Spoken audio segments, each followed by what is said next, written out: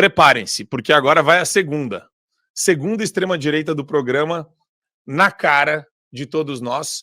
Eu vou passar aqui, é um trecho um pouco longo, mas respirem fundo e absorvam na sua integralidade o Valdemar Costa Neto.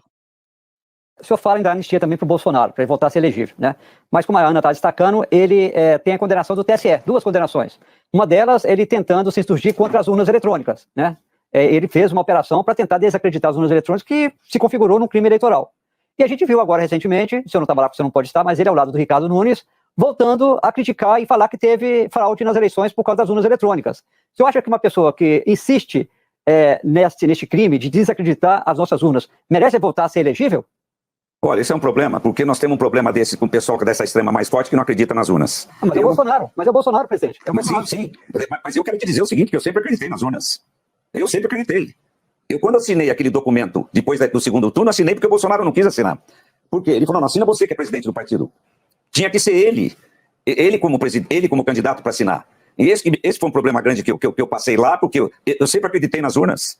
O Murilo, da Paraná Pesquisa, chegou para mim na sexta-feira e falou, nós vamos perder por 2 milhões de votos. Falei, mas isso não é nada de 120 milhões que nós vamos ter. Aí ele falou, não. Eu falei, isso pode mudar. Ele falou para mim, difícil, Valdemar, quem está crescendo é o Lula, não somos nós. E perdemos por 2 milhões de votos. Agora todas as pesquisas bateram em todo lugar.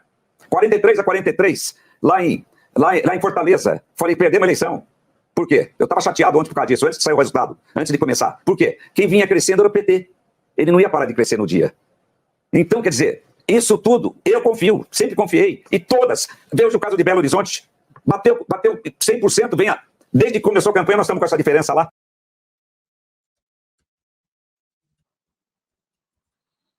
Bom dia, Adrilles Jorge. Tudo bem com você?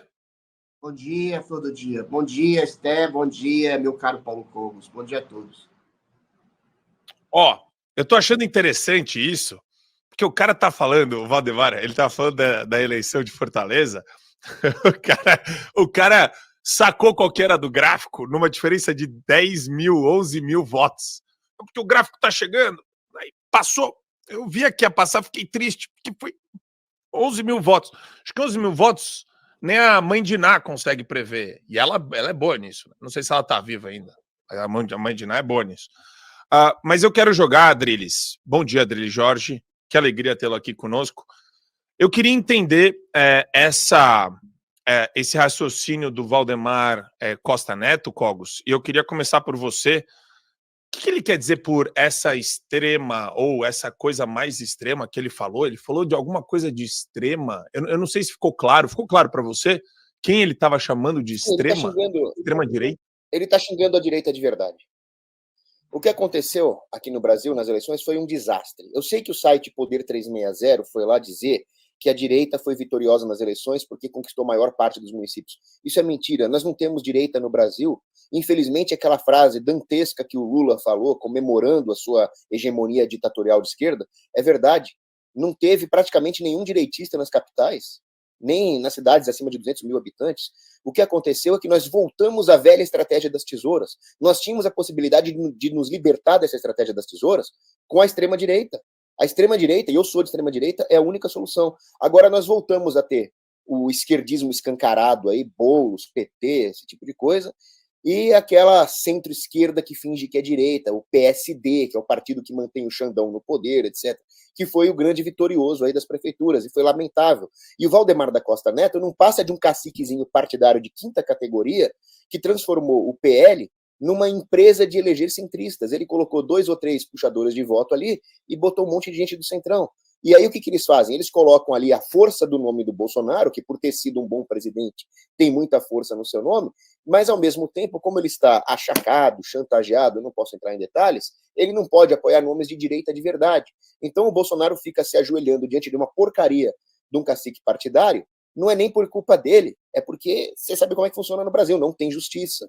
Nós estamos numa ditadura judiciária, não tem muito que o Bolsonaro possa fazer, ele devia ter ido embora do país quando podia. E agora fica o Valdemar da Costa Neto tentando deslegitimar a direita de verdade para tentar consolidar o nome dessa falsa direita. Essa falsa direita que aceita aquela fraude, que nós não podemos também entrar em detalhes, né? Afinal, nós vivemos numa ditadura, não podemos falar disso, não podemos falar de outras coisas erradas que tem por aí. Agora, sim, A extrema-direita é a única que tem coragem, é a única que enxerga a verdade de que nós estamos vivendo num circo fruto de fraudes. Só que eu também não quero ser preso, também não posso falar qual fraude eu estou me referindo objetivamente. Eu olho para essa situação toda, Adrilles Jorge, Sté Papaiano e Cogos, e eu não deixo de ficar toda hora obcecado pela ideia, pelo conceito da janela de Overton. Para Globo, Curitiba era direita versus direita. Para Globo. Para o PT. Agora, para mim, não. Para mim, o cara que ganhou em Curitiba não tem absolutamente nada de direita. Ele pode usar aquele tempero, aquela embalagem do discurso, do liberalismo econômico, do empreendedor, para enganar a trouxa. Mas o cara tem todo o DNA autoritário ali na construção do raciocínio dele, das propostas dele, Adrilles Jorge. E eu queria jogar isso para você, porque o Valdemar, quando ele fala em extrema-direita, etc., não dá para saber o que é isso na cabeça desse cara. Agora, eu consigo falar para todo mundo que assiste o Show da Manhã que eu, como cidadão, eu tenho totalmente a possibilidade de questionar o processo eleitoral do começo ao fim.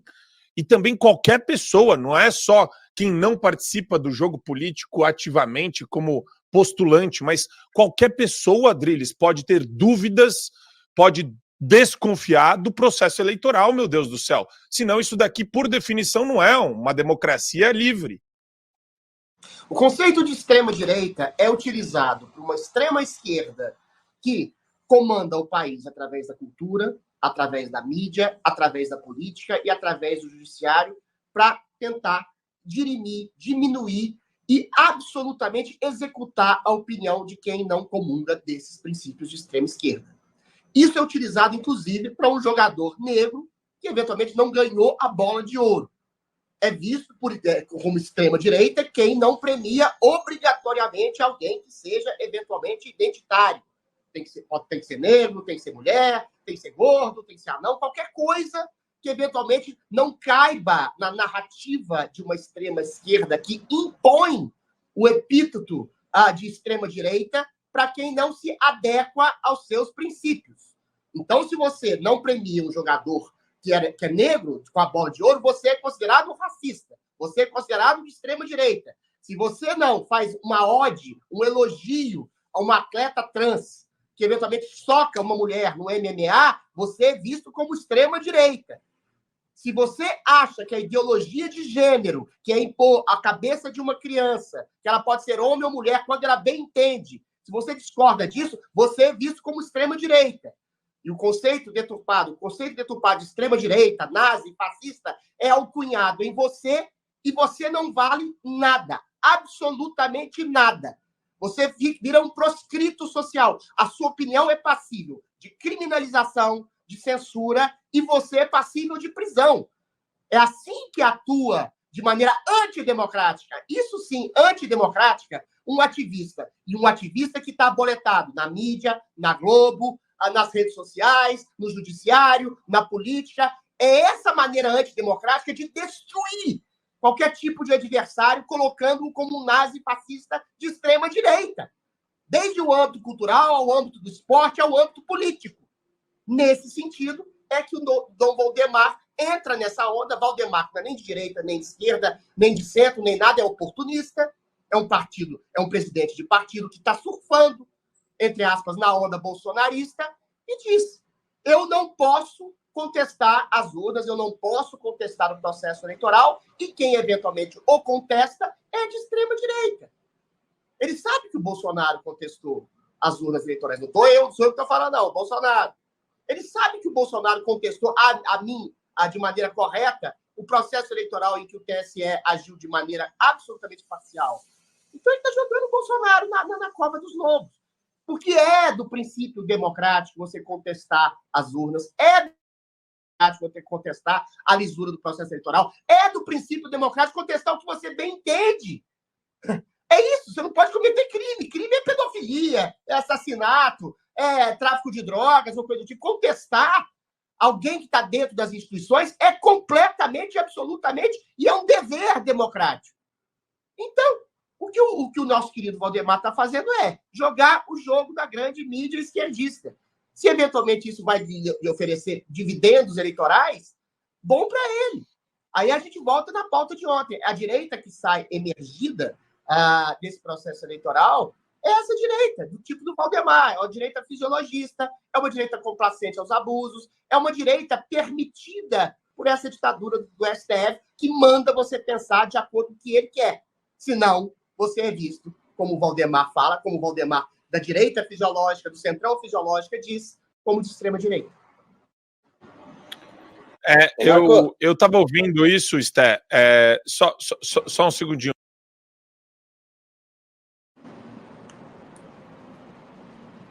Olá. Tá mudo, Marco Antônio. Marco Antônio tá mudo. Perdão, já entrei aqui, foi mal. Mania. Sté, eu queria te ouvir a respeito dessa questão, porque quando a gente...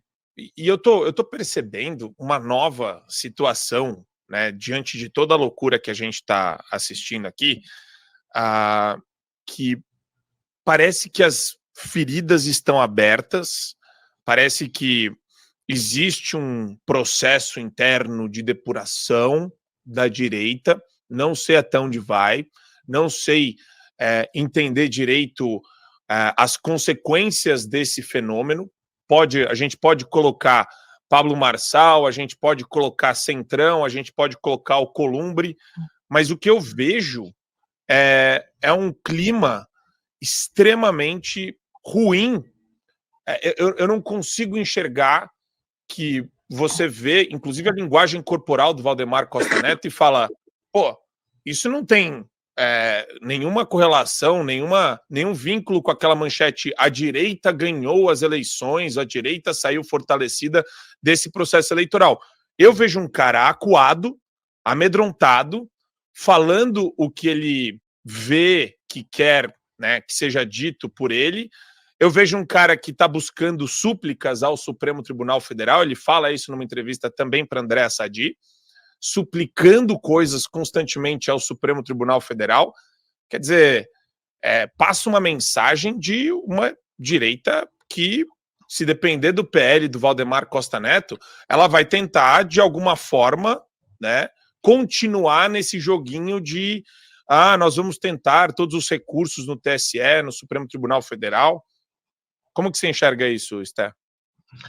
Assim, você falou processo de depuração, e eu preciso juntar uma coisa que o Cogos falou com isso, e que eu vejo não é processo de depuração, mas autofagia pura e simples, tá? Porque, vamos lá, hoje a gente está vendo que existe a direita, que é, abre uma aspas, verdadeira. O problema é que essa direita verdadeira signa demais as pautas da esquerda o tempo todo, e utiliza desse artifício de eu vou usar a estratégia da esquerda para poder avançar na direita, mas simbioticamente não está utilizando os artifícios e as ferramentas, mas literalmente fazendo o que a esquerda faz para si, entende? Em que ponto eu quero chegar? Isso colocado... Quais são os pontos aqui que eu acho muito complicados do Valdemar da Costa Neto, e ainda resgatando um pouco do que o Cogos falou. Hoje, o que o Valdemar ele procura ter, né, no PL são literalmente 2 ou 3 puxadores de voto, porque ele sabe que para o legislativo é aquilo que dá grana, né, para o fundo partidário. Então, 2 ou 3 puxadores de voto no legislativo para conseguir carregar a turma do Centrão, mas, ao mesmo tempo, não prejudicá-lo eleitoralmente. Se colocar muitos de direita, acaba que esses do Centrão vão ficar de fora do sistema e do processo eleitoral e não vão entrar porque os outros de direita que estiverem ali dentro do processo não vão permitir com que isso aconteça, vão ter mais votos do que eles. Isso colocado, foi isso que a gente viu, tá, no cenário eleitoral de São Paulo e em outras capitais. Se vocês verem, teve muita gente reclamando que não conseguiu legenda no PL, que não conseguiu, porque por determinados motivos ali tinha uma restrição a quantos direitistas poderiam concorrer. Tá, tudo bem. Isso posto, pensado, colocado para o lado, ele vem com esse papo de extrema-direita, e quando a gente vê como que a coisa está se rodando em rede social, a gente vê também que os nossos melhores quadros hoje, eles estão sendo literalmente difamados por diversos motivos, estão sendo expurgados como se fossem algum tipo, como se eles tivessem feito alguma coisa errada.